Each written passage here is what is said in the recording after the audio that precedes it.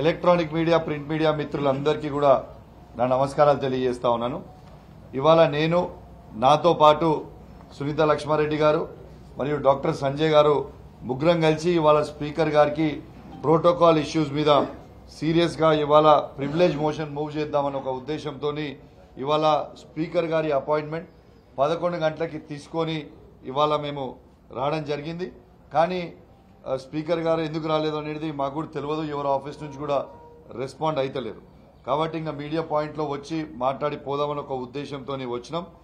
ఇవాళ స్పీకర్ గారు ఇవాళ టైం ఇవ్వకపోయినా పర్వాలేదు, రేపు ఇచ్చినా సరే, ఎల్లుండి ఇచ్చినా సరే, అవతల ఎల్లుండి ఇచ్చినా సరే, ఎప్పుడు స్పీకర్ గారు టైం ఇస్తే ఆ రోజే స్పీకర్ గారిని కలిసి ప్రివిలేజ్ మోషన్ తప్పకుండా మా కరీంనగర్ డిఓ గారి మీద, కరీంనగర్ జెడ్పీ సిఓ గారి మీద ప్రివిలేజ్ మోషన్ తప్పకుండా నేను మూవ్ చేయబోతా ఉన్నానని చెప్పి ఈ సందర్భంగా తెలియజేస్తా ఉన్నాను.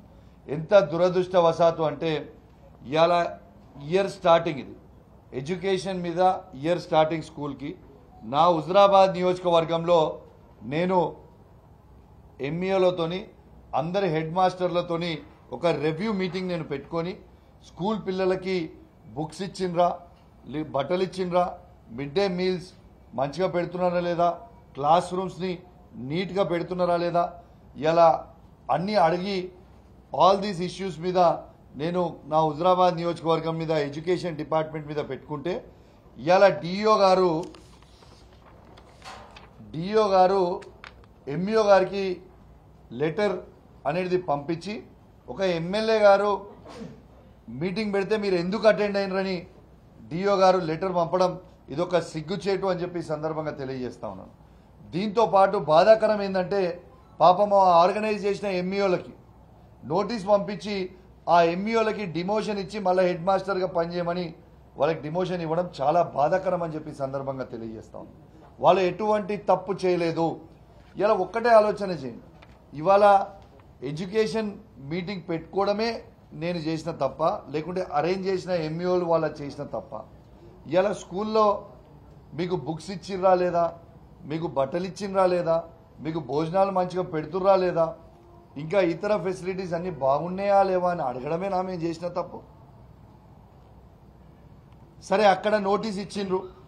మళ్ళా జెడ్పీ మీటింగ్ అవుతున్నప్పుడు ఇవాళ జెడ్పీ మీటింగ్లో, జిల్లా పరిషత్ మీటింగ్లో ఇవాళ నేను ఆ జిల్లా పరిషత్ మీటింగ్లో కలెక్టర్ గారు, సిఓ గారు అందరూ ఉంటే ఆడ నేను కలెక్టర్ గారిని నేను అడిగిన, కలెక్టర్ గారు ఈ డిఓ గారిని ఖచ్చితంగా మీరు సస్పెండ్ చేయాలి, ఈ పేపర్ ఎట్లా ఇచ్చిండ్రు అని నేను ఆ రోజు డిఓ గారిని అడిగితే, డిఓ గారిని సస్పెండ్ చేయాలని నేను అడిగితే కలెక్టర్ గారు అబ్రప్ట్గా తను సిఓ గారు లేచి వెళ్ళిపోతుంటే నేను నాతో పాటు మా జెడ్పీటీసీలు, ఎంపీపీలు, మా బీఆర్ఎస్ పార్టీ జెడ్పీటీసీలు, ఎంపీపీలము ఆ జెడ్పీ హాల్ మీటింగ్ లోపల మేము ధర్నా చేస్తే, ధర్నా కూడా కాదు నిరసన వ్యక్తం చేస్తే కలెక్టర్ గారు సిఓ గారికి చెప్పించి మా మీద కేసు పెట్టియడం అనేది అసలు ఇది భారతదేశ చరిత్రలో ఏదైనా అసెంబ్లీలో కానీ జెడ్పీలలో కానీ ఎవరైనా నిరసన వ్యక్తం చేస్తే కేసు పెట్టిన సిచ్యువేషన్ ఉన్నదా?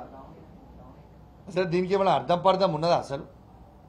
అసలు రాజ్యాంగం ఉన్నదా లేదా? అసలు ఎట్టుపోతుంది పరిస్థితి? ఇవాళ నేను ఇది ఏం చెప్తున్నా అంటే దయచేసి పార్టీలకి అతీతంగా చెప్తున్నా. నేను అందరు ఎమ్మెల్యేలకి చెప్తా ఉన్నాను, ఎంపీలకు చెప్తా ఉన్నాను, జెడ్పీటీసీలకు చెప్తా ఉన్నాను, ఎంపీపీలకు చెప్తా ఉన్నాను, సర్పంచులు కావచ్చు, మున్సిపల్ చైర్మన్లు కావచ్చు, కౌన్సిలర్లు కావచ్చు. ఇది ప్రజాప్రతినిధులుగా ఇది మనందరినీ అవమానపరుస్తూ ఉన్నారు అనేది మీరు దయచేసి మర్చిపోవద్దు. మీరందరూ కూడా గమనించాలని విజ్ఞప్తి చేస్తూ ఉన్నాను.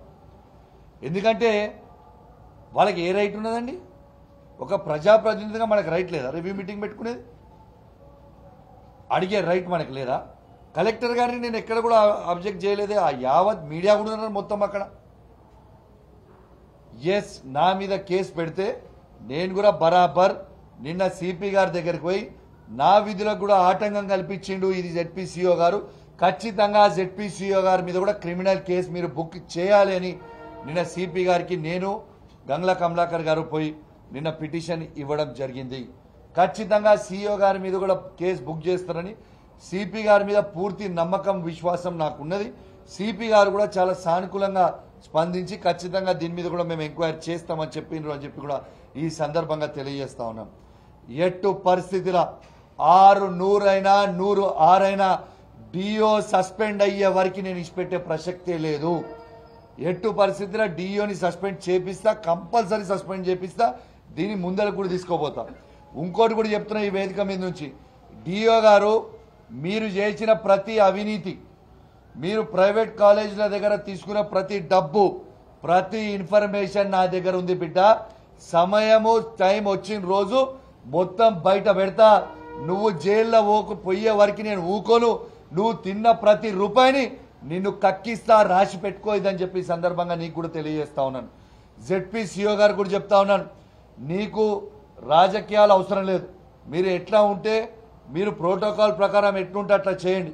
మీ ఇష్టానుసారంగా మీరు చేసిరంటే బిడ్డ నిన్ను కూడా వదిలిపెట్టా. నేను చెప్తున్నా, నువ్వు పెట్టుకుంటుంది కౌశిక్ రెడ్డితో తస్మాత్ జాగ్రత్త అని చెప్పి చెప్తా ఉన్నాను సిఓ కూడా. అసలు సిఓ గారికి కూడా అసలు జెడ్పీ చైర్మన్ గారి పర్మిషన్ లేకుండా అసలు కంప్లైంట్ ఇవ్వాల్సినది ఎట్లా కంప్లైంట్ ఇస్తాడు? అసలు what right does he have to give complaint? ప్రజలు మమ్మల్ని గెలిపించారు. మీకు ఎగ్జామ్ 30 ఏళ్ళకు ఒక్కసారి మీరు ఎగ్జామ్ రాస్తారు. మేము ప్రజాప్రతినిధులు అందరం కూడా 5 ఏళ్ళకు ఒక్కసారి ఎగ్జామ్ రాస్తాం. ప్రజలు ఓట్లు వేస్తాం, మేము గెలిచి వచ్చినాం. ఇలా మీ దయాదాక్షిణ్యాల మీద మేము రాలేదు. ప్రజలు ఓట్లేసారు, ప్రజల సమస్యలు బరాబర్ అడుగుతాం. ఇలా నా హుజురాబాద్ నియోజకవర్గంలో దళితులకి దళిత బంధు ఎందుకు ఇస్తలేరు, 2వ విడత ఎందుకు ఆపినని అడగడం నేను చేసిన తప్ప,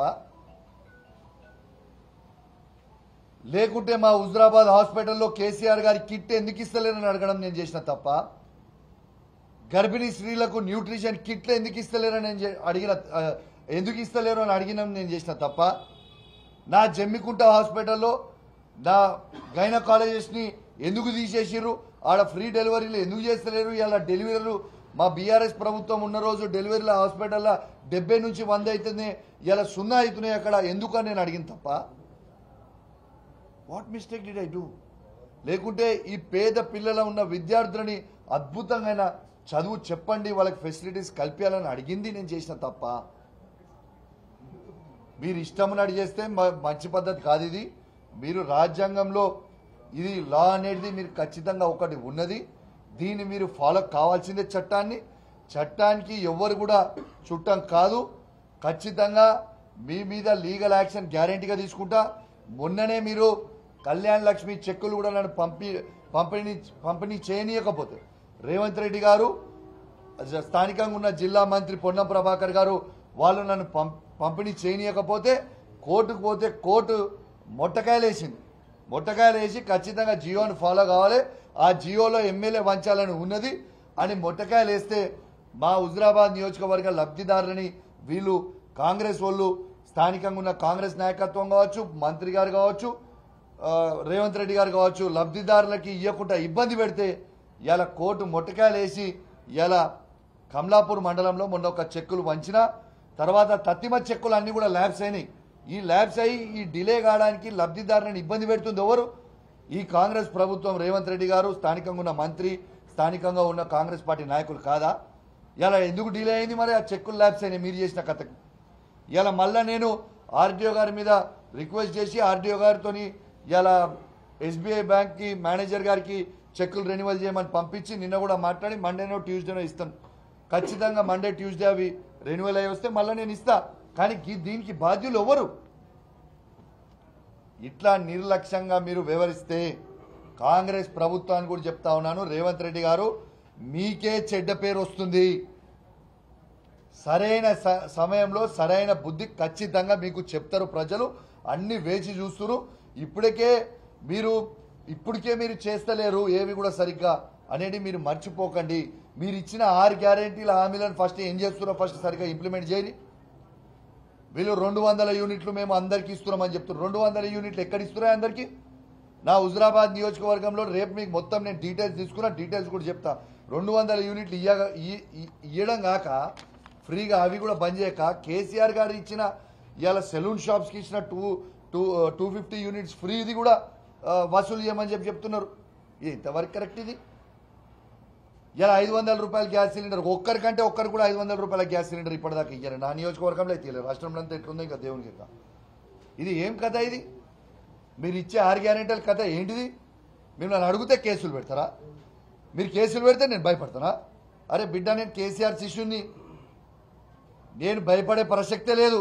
మీరు ఇట్లాంటి 100 కేసులు పెట్టుకున్నా కూడా మీరు ప్రజలకి హామీ ఇచ్చిన 6 గ్యారెంటీలు ఇచ్చే వరకు మేము కేసీఆర్ గారి నాయకత్వంలో ప్రశ్నిస్తూనే ఉంటాం, మిమ్మల్ని అడుగుతూనే ఉంటాం.